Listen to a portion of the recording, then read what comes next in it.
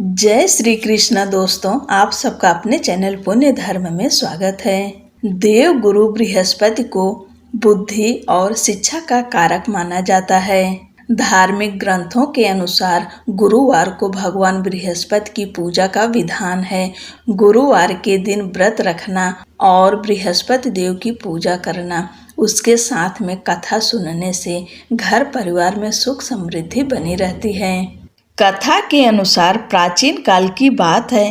किसी राज्य में एक बड़ा प्रतापी और दानी राजा राज करता था। वह हर गुरुवार को व्रत रखकर दीन दुखियों की मदद करके पुण्य प्राप्त करता था, परंतु ये बात उसकी रानी को अच्छी नहीं लगती थी। वह न तो व्रत करती थी और न ही दान पुण्य में विश्वास रखती थी। इतना ही नहीं, वह राजा को भी ऐसा करने से मना करती थी। एक समय की बात है, राजा शिकार खेलने के लिए वन गए। घर पर रानी और दासी थी। उसी समय गुरु बृहस्पति देव साधु का रूप धारण कर राजा के दरवाजे पर भिक्षा मांगने आए। साधु ने जब रानी से भिक्षा मांगी तो वह कहने लगी, हे साधु महाराज, मैं इस दान पुण्य से तंग आ गई हूँ। आप कोई ऐसा उपाय बताएं जिससे कि सारा धन नष्ट हो जाए और मैं आराम से रह सकूं। इतना सुनकर बृहस्पति देव ने कहा, हे देवी, तुम बड़ी विचित्र हो। संतान और धन से कोई दुखी होता है क्या? अगर अधिक धन है तो इसे शुभ कार्यों में लगाओ। कुंवारी कन्याओं का विवाह कराओ। विद्यालय और बाग बगीचे का निर्माण कराओ, जिससे तुम्हारे दोनों लोग सुधरें। परंतु साधु की इन बातों से रानी को खुशी नहीं हुई। उसने कहा कि मुझे ऐसे धन की आवश्यकता नहीं है जिसे मैं दान दूं और जिसे संभालने में मेरा सारा समय नष्ट हो जाए। तब साधु ने कहा, अगर तुम्हारी ऐसी इच्छा है तो मैं जैसा तुम्हें बताता हूँ तुम वैसा ही करना। गुरुवार के दिन तुम घर को गोबर से लीपना, अपने बालों को पीली मिट्टी से धोना, राजा से हजामत बनाने को कहना, भोजन में मांस मदिरा का प्रयोग करना, कपड़े धोबी के हाथ धुलने देना। इस प्रकार 7 बृहस्पतिवार करने से तुम्हारा समस्त धन नष्ट हो जाएगा। इतना कहकर साधु के रूप में बृहस्पति देव अंतर्ध्यान हो गए। साधु के अनुसार कई बातों को पूरा करते हुए रानी को केवल 3 बृहस्पतिवार ही बीते थे कि उसकी समस्त धन संपत्ति नष्ट हो गई। भोजन के लिए राजा का परिवार तरसने लगा। एक दिन राजा ने रानी से बोला कि हे रानी, तुम यहीं रहो, मैं दूसरे देश को जाता हूँ, क्योंकि यहाँ पर सभी लोग मुझे जानते हैं, इसलिए मैं छोटा कार्य नहीं कर सकता। ऐसा कहकर राजा दूसरे देश चला गया। वहाँ वह जंगल से लकड़ी काट कर लाता और शहर में बेचता। इस तरह वह अपना जीवन व्यतीत करने लगा। इधर राजा के परदेश जाते ही रानी और दासी दुखी रहने लगीं। एक बार रानी और दासी को 7 दिन तक बिना भोजन के रहना पड़ा। तो रानी ने अपनी दासी से कहा, हे दासी, पास ही के नगर में मेरी बहन रहती है। वह बड़ी धनवान है, तू उसके पास जा और कुछ ले आ, ताकि थोड़ी बहुत गुजर बसर हो जाए। दासी रानी की बहन के पास गई। उस दिन गुरुवार था और रानी की बहन उस समय बृहस्पतिवार व्रत की कथा सुन रही थी। दासी ने रानी की बहन को अपनी रानी का संदेश दिया, लेकिन रानी की बड़ी बहन ने कोई उत्तर नहीं दिया। जब दासी को रानी की बहन से कोई उत्तर नहीं मिला तो वह बहुत दुखी हुई और उसे क्रोध भी आया।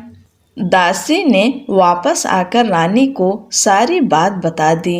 ये सुनकर रानी ने अपने भाग्य को कोसा। उधर रानी की बहन ने सोचा कि मेरी बहन की दासी आई थी, परंतु मैं उससे नहीं बोली, इससे वह बहुत दुखी हुई होगी। कथा सुनकर और पूजा समाप्त करके वह अपनी बहन के घर आई और कहने लगी, हे बहन, मैं बृहस्पतिवार का व्रत कर रही थी। तुम्हारी दासी मेरे घर आई थी, परंतु जब तक कथा होती है तब तक न उठते हैं और ना ही बोलते हैं। इसलिए मैं नहीं बोली। बताओ दासी क्यों आई थी? रानी बोली, बहन तुमसे क्या छिपाऊं, हमारे घर में खाने तक को अनाज नहीं है। ऐसा कहते कहते रानी की आंखें भर आई। उसने दासी समेत पिछले 7 दिनों से भूखे रहने की पूरी बात अपनी बहन को बता दी। रानी की बहन बोली, देखो बहन, भगवान बृहस्पति देव सबकी मनोकामनाओं को पूर्ण करते हैं। देखो शायद तुम्हारे घर में अनाज रखा हो। पहले तो रानी को विश्वास नहीं हुआ, पर बहन के आग्रह करने पर उसने दासी को अंदर भेजा तो उसे सचमुच अनाज से भरा एक घड़ा मिल गया। ये देखकर दासी को बड़ी हैरानी हुई। दासी रानी से कहने लगी, हे रानी, जब हमको भोजन नहीं मिलता तो हम व्रत ही करते हैं, इसलिए क्यों न इनसे व्रत और कथा की विधि पूछ ली जाए ताकि हम भी व्रत कर सकें। तब रानी ने अपनी बहन से बृहस्पतिवार व्रत के बारे में पूछा। उसकी बहन ने बताया, बृहस्पतिवार के व्रत में चने की दाल और मुनक्का केले की जड़ में अर्पित करें तथा दीपक जलाएं, व्रत कथा सुने और पीला भोजन ही करें। इससे बृहस्पति देव और भगवान विष्णु प्रसन्न होते हैं। व्रत और पूजा की विधि बताकर रानी की बहन अपने घर लौट गई। 7 दिन बाद जब गुरुवार आया तो रानी और दासी ने व्रत रखा। वह घुड़साल में जाकर चना और गुड़ लेकर आई। फिर उससे केले की जड़ तथा विष्णु भगवान की पूजा की। अब पीला भोजन की चिंता को लेकर दोनों बहुत दुखी हुई। चूँकि उन्होंने व्रत रखा था, इसलिए बृहस्पति देव उनसे प्रसन्न थे।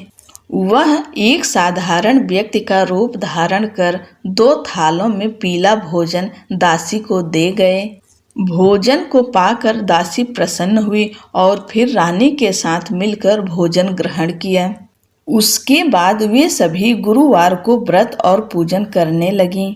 बृहस्पति भगवान की कृपा से उनके पास फिर से धन संपत्ति आ गई, परंतु रानी फिर से पहले की तरह आलस्य करने लगी। तब दासी बोली, देखो रानी, तुम पहले भी इस प्रकार आलस्य करती थी। तुम्हें धन रखने में कष्ट होता था, इस कारण सभी धन नष्ट हो गया, और अब जब भगवान बृहस्पति की कृपा से धन मिला है तो तुम्हें फिर से आलस्य होता है। रानी को समझाते हुए दासी कहती है कि बड़ी मुसीबतों के बाद हमने यह धन पाया है, इसलिए हमें दान पुण्य करना चाहिए, भूखे मनुष्यों को भोजन कराना चाहिए और धन को शुभ कार्यों में खर्च करना चाहिए, जिससे तुम्हारे कुल का यश बढ़ेगा, स्वर्ग की प्राप्ति होगी और पितृ प्रसन्न होंगे। दासी की बात मानकर रानी अपना धन शुभ कार्यों में खर्च करने लगी, जिससे पूरे नगर में उसका यश फैलने लगा। उधर एक दिन राजा दुखी होकर जंगल में एक पेड़ के नीचे आसन जमाकर बैठ गया। वह अपनी दशा को याद करके व्याकुल होने लगा। बृहस्पतिवार का दिन था। एकाएक उसने देखा कि निर्जन वन में एक साधु प्रकट हुए। वह साधु वेश में स्वयं बृहस्पति देवता थे। लकड़हारे के सामने आकर बोले, हे लकड़हारे, इस सुनसान जंगल में तू इतना चिंता मग्न क्यों बैठा है? लकड़हारे ने दोनों हाथ जोड़कर प्रणाम किया और उत्तर दिया, हे महात्मा जी, आप सब कुछ जानते हो, मैं क्या कहूँ। यह कहकर रोने लगा और साधु को अपनी आत्मकथा सुनाई। महात्मा जी ने कहा, तुम्हारी स्त्री ने बृहस्पति के दिन बृहस्पति भगवान का निरादर किया है, जिसके कारण रुष्ट होकर उन्होंने तुम्हारी यह दशा कर दी है। अब तुम चिंता को दूर करके मेरे कहने पर चलो। तो तुम्हारे सब कष्ट दूर हो जाएंगे और भगवान पहले से भी अधिक संपत्ति देंगे। तुम बृहस्पति के दिन कथा किया करो। 2 पैसे के चने मुनक्का लाकर उसका प्रसाद बनाओ और शुद्ध जल से लोटे में शक्कर मिलाकर अमृत तैयार करो। कथा के पश्चात अपने सारे परिवार और सुनने वाले प्रेमियों में अमृत व प्रसाद बांटकर आप भी ग्रहण करो। ऐसा करने से भगवान तुम्हारी सब मनोकामनाएं पूरी करेंगे। साधु के ऐसे वचन सुनकर लकड़हारा बोला, हे प्रभु, मुझे लकड़ी बेचकर इतना पैसा नहीं मिलता जिससे भोजन के उपरांत कुछ बचा सकूं। मैंने रात्रि में अपनी स्त्री को व्याकुल देखा है। मेरे पास कुछ भी नहीं जिससे मैं उसकी खबर मंगा सकूं। साधु ने कहा, हे लकड़हारे, तुम किसी बात की चिंता मत करो। बृहस्पति के दिन तुम रोजाना की तरह लकड़ियां लेकर शहर को जाओ। तुमको रोज से दुगुना धन प्राप्त होगा जिससे तुम भली भांति भोजन कर लोगे तथा बृहस्पति देव की पूजा का सामान भी आ जाएगा। इतना कहकर साधु अंतर ध्यान हो गए। धीरे धीरे समय व्यतीत होने पर फिर वही बृहस्पतिवार का दिन आया। लकड़हारा जंगल से लकड़ी काट कर शहर में बेचने गया। उसे उस दिन और दिन से अधिक पैसा मिला। राजा ने चना, गुड़ आदि लाकर गुरुवार का व्रत किया। उस दिन से उसके सभी क्लेश दूर हुए, परंतु जब दोबारा गुरुवार का दिन आया तो बृहस्पतिवार का व्रत करना भूल गया। इस कारण बृहस्पति भगवान नाराज हो गए। उस दिन उस नगर के राजा ने विशाल यज्ञ का आयोजन किया तथा शहर में यह घोषणा करा दी कि कोई भी मनुष्य अपने घर में भोजन न बनावे न आग जलावे। समस्त जनता मेरे यहाँ भोजन करने आवे। इस आज्ञा को जो न मानेगा उसे फांसी की सजा दी जाएगी। इस तरह की घोषणा संपूर्ण नगर में करवा दी गई। राजा की आज्ञा अनुसार शहर के सभी लोग भोजन करने गए, लेकिन लकड़हारा कुछ देर से पहुंचा। इसलिए राजा उसको अपने साथ घर लिवा ले गए और ले जाकर भोजन करा रहे थे तो रानी की दृष्टि उस खूंटी पर पड़ी जिस पर उसका हार लटका हुआ था। वह वहां पर दिखाई नहीं दिया। रानी ने निश्चय किया कि मेरा हार इस मनुष्य ने चुरा लिया है। उसी समय सिपाहियों को बुलाकर उसको कारागार में डलवा दिया। जब लकड़हारा कारागार में पड़ गया और बहुत दुखी होकर विचार करने लगा कि न जाने कौन से पूर्व जन्म के कर्म से मुझे यह दुख प्राप्त हुआ है, और उसी साधु को याद करने लगा जो कि जंगल में मिला था। उसी समय तत्काल बृहस्पति देव साधु के रूप में प्रकट हुए और उसकी दशा को देखकर कहने लगे, अरे मूर्ख, तूने बृहस्पति देव की कथा नहीं करी, इस कारण तुझे दुख प्राप्त हुआ है। अब चिंता मत कर। बृहस्पतिवार के दिन कारागार के दरवाजे पर 4 पैसे पड़े मिलेंगे। उनसे तू बृहस्पति देव की पूजा करना, तेरे सभी कष्ट दूर हो जाएंगे। बृहस्पति के दिन उसे 4 पैसे मिले। लकड़हारे ने कथा कही। उसी रात्रि को बृहस्पति देव ने उस नगर के राजा को स्वप्न में कहा, हे राजा, तुमने जिस आदमी को कारागार में बंद कर दिया है वह निर्दोष है। वह राजा है, उसे छोड़ देना। रानी का हार उसी खूंटी पर लटका है। अगर तू ऐसा नहीं करेगा तो मैं तेरे राज्य को नष्ट कर दूंगा। इस तरह रात्रि के स्वप्न को देखकर राजा प्रातःकाल उठा और खूंटी पर हार देखकर लकड़हारे को बुलाकर क्षमा मांगी तथा लकड़हारे को योग्य सुंदर वस्त्र आभूषण देकर विदा कर दिया। बृहस्पति देव की आज्ञा अनुसार लकड़हारा अपने नगर को चल दिया। राजा जब अपने नगर के निकट पहुंचा तो उसे बड़ा आश्चर्य हुआ। नगर में पहले से अधिक बाग, तालाब, कुएं तथा बहुत ही धर्मशाला, मंदिर आदि बन गई है। राजा ने पूछा, यह किसका बाग और धर्मशाला है? तब नगर के सब लोग कहने लगे, यह सब रानी और बांदी के हैं। तो राजा को आश्चर्य हुआ और गुस्सा भी आया। जब रानी ने यह खबर सुनी कि राजा आ रहे हैं, तो उन्होंने बांदी से कहा कि हे दासी, देख, राजा हमको कितनी बुरी हालत में छोड़ गए थे। हमारी ऐसी हालत देखकर वह लौट न जाएं, इसलिए तू दरवाजे पर खड़ी हो जा। आज्ञा अनुसार दासी दरवाजे पर खड़ी हो गई। राजा आए तो उन्हें अपने साथ लिवा लाई। तब राजा ने क्रोध करके अपनी रानी से पूछा कि यह धन तुम्हें कैसे प्राप्त हुआ है? तब उन्होंने कहा, हमें यह सब धन बृहस्पति देव के इस व्रत के प्रभाव से प्राप्त हुआ है। राजा ने निश्चय किया कि 7 रोज बाद तो सभी बृहस्पति का पूजन करते हैं, परंतु मैं प्रतिदिन दिन में 3 बार कहानी तथा रोज व्रत किया करूँगा। अब हर समय राजा के दुपट्टे में चने की दाल बंधी रहती तथा दिन में 3 बार कहानी कहता। एक रोज राजा ने विचार किया कि चलो अपनी बहन के यहाँ हो आए। इस तरह निश्चय कर राजा घोड़े पर सवार हो अपनी बहन के यहाँ को चलने लगा।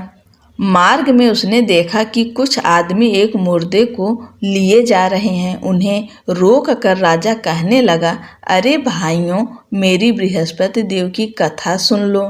वे बोले, लो, हमारा तो आदमी मर गया है, इसको अपनी कथा की पड़ी है।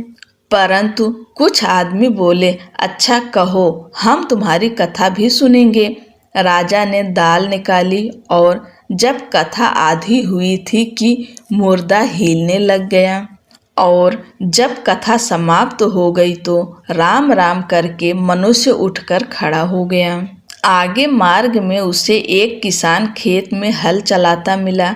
राजा ने उसे देख और उससे बोले, तुम मेरी बृहस्पतिवार की कथा सुन लो।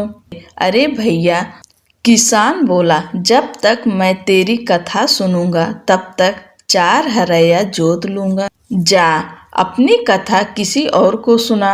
इस तरह राजा आगे चलने लगा। राजा के हटते ही बैल पछाड़ खाकर गिर गए तथा किसान के पेट में बड़ी जोर का दर्द होने लगा। उसी समय उसकी माँ रोटी लेकर आई। उसने जब यह देखा तो अपने पुत्र से सब हाल पूछा और बेटे ने सभी हाल कह दिया। तो बुढ़िया दौड़ी दौड़ी उस घुड़सवार के पास गई और उससे बोली कि मैं तेरी कथा सुनूंगी, तू अपनी कथा मेरे खेत में चलकर ही कहना।